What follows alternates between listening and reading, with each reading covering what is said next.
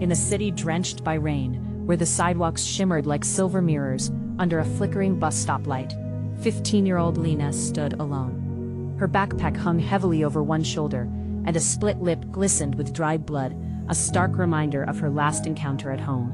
Raindrops pattered softly around her, while cars hissed through the puddles, their headlights casting fleeting shadows that danced on the pavement. Above, neon signs buzzed, their garish colors illuminating the gloom, while a siren wailed somewhere in the distance, only to fade into the night.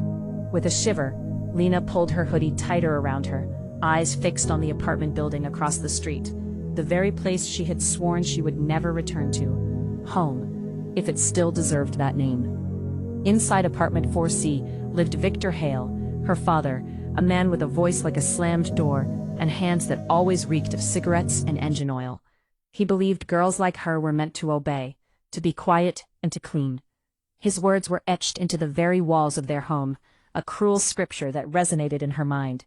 "A daughter who talks back is worthless," he would often bark, a mantra repeated until it felt like a truth.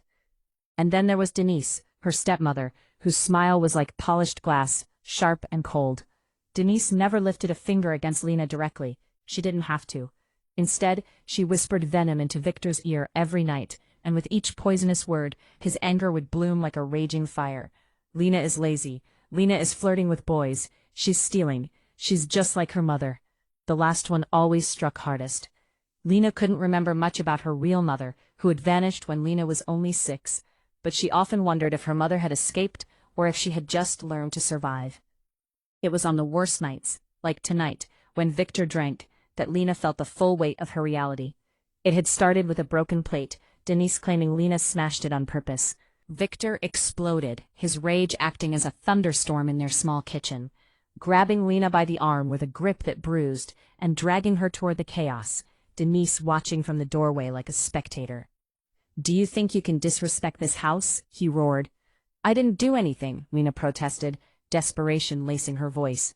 The slap came before she could prepare herself, fast enough to blur her vision, followed swiftly by another. Blood filled her mouth as she tasted the bitterness of it. Denise folded her arms, her face a mask of cold approval. "She needs discipline," she hissed, encouraging the storm. Victor shoved Lena against the counter, his face twisted with fury. "You're a burden. Eating my food, wearing clothes I pay for, acting like some little queen."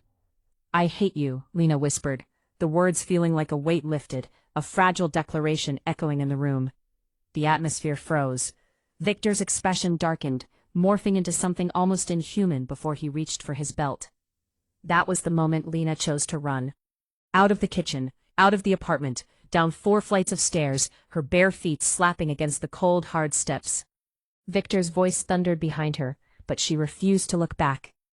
Now standing alone amidst the relentless rain, Lena realized she had nowhere to go, no friends she could trust, no relatives to call, and a meager $12 crumpled in her pocket.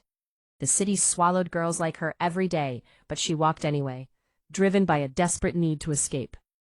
Hours passed as she drifted through the underbelly of the streets, alleyways that smelled of decay, gas stations flickering with tired neon lights, shuttered laundromats that felt more like tombs than homes.